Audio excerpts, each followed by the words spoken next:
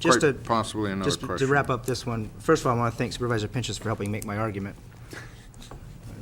Appreciate that, Johnny. And the reason why the MTA service ended is because MTA was paying loneliness pay to that driver as he was making his trips in and out. So, have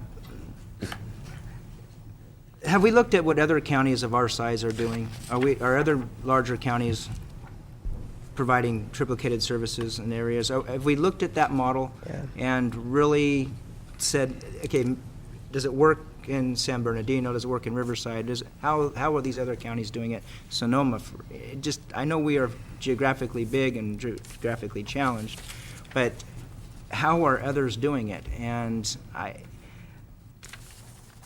given the data that's in here, again, I really emphasize the need for some much greater report here, much more in-depth report, looking at all these other options. And it's not an either-or. Either it's all there or it's all in here in Ukiah. There may be some hybrid of that says we need one program that needs to be housed up there. We need one room to do it in. We've got a museum with a lot of nice rooms up there. Maybe we can find some way to provide some of those classes in the evenings in those facilities. We're not looking at all those options in this report, and that's where I'm getting at. I appreciate some of the explanation, but this is, if anything, it's a beginning. Okay. Yeah, we haven't done a full assessment or comparison of other counties, particularly counties our size. Thank you. We can do that. Thank you. Thank you, Mr. Chair. Okay. Supervisor Koufax. I've got a couple of concerns here, since this is the potpourri part of the discussion. Coming back to the overtime and the outside of or in-county travel, I was making an assumption before that we were talking about, with my earlier comments, we were talking about these being quarterly figures. Obviously, they're not. How far into the year are we with regard to the data that's presented on both year-to-date extra help? What year-to-date are we talking about? Is this right up through the second quarter? Pretty much. I mean, as best as you can get November it up. 30th, pay period 24. I think it was through November 30th, pay period 24. Okay, now, so the question I have here is, again, that's the data you have up to date, but what are the patterns here? I see, for example, agriculture looks like it's doing pretty well. So does the farm advisor, but they have a pretty sizable allocation with regard to out of in-county travel. Is there a surge in some some agencies? Are there special activities that would take place later in the year and so forth? The sheriff's department, is the spring more problematic and so forth? These are the kind of questions here that in a full analysis would be, I think, fully required, but again, probably would not be cost effective to get it in. But what I am concerned about here is when we look at a few of these, the question I have is, if you've run over the amount, or you're at 100% by November 30th, what is our policy here with regard to what happens to you for the rest of the year? Because that could, in the aggregate, change some real numbers.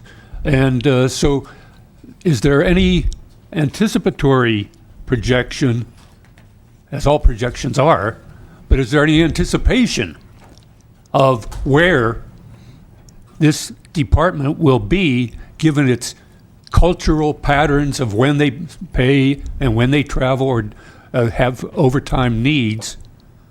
And is there any strategy in place from the Board of Supervisors here to say, you've spent everything by November 30th. Guess what, guys? End of the show. You're out. Game's over. Okay? When it comes to overtime and when it comes to, just taking the other one, extra help. Or do we say, well, you're over it now, so you're 130% over. By the end of the year, you're going to be 200% over. Well, that's okay because you're kind of an overtime kind of guy.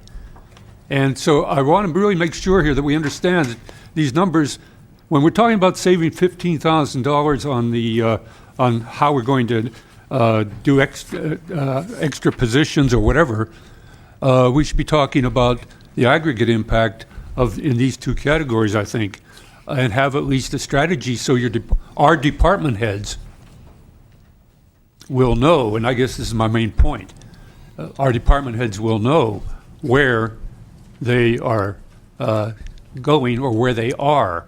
Or are we making adjustments to say, look, it's use it or lose it? Do we have that as a strategy? You hold on to it all the way up till next June, and you come in and you say, I've come in under budget. The reason is because you didn't use any of your travel money, you didn't use any of your overtime, and you become one of the good guys in county government because you got a bigger allocation than you needed. And shouldn't that raise the question, well, maybe you're not doing very good accounting or planning in your department on an annual basis. So I'm throwing these things out as kind of concerns I have because we're looking for nickels and dimes here. And because of that, I would just wonder, as general philosophy, CEO's office, accounting office, auditor's office, what do we do about these and how do we best approach them from a policy perspective as we sit up here trying to make sense of this mess?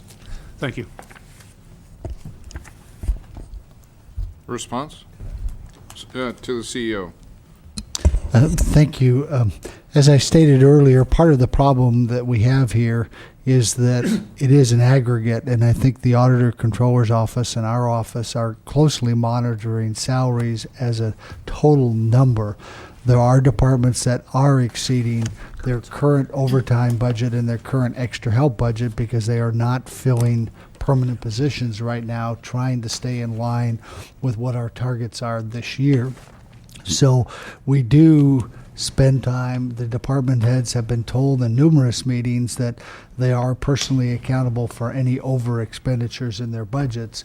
And I think that overall our department heads are keenly aware of the decisions that they're making and where they're spending these funds. So again, aggregate total, that's what we look at. How well are you doing with the overall salary allocation we've given you for the year, with an anticipation that we do not expect our department heads to hit and expend to their salary line items. We expect them to generate savings for fund balance to help us for next year's budget. Supervisor Pinson? Chancellor Supervisor Colfax question. In my observation in the 6 years of government here, is normally what happens is you have these, it's the difference between budget being within their total budget or line item budgeting. What normally happens is department heads will overrun a line item budget, and then toward the end of the year, usually on the consent calendar, it comes to us for approval on a consent item to move it from a line item per line item. And so their overall budget will come in on budget or under budget. But what we're not doing is we're not getting any savings. For instance, like right now, I would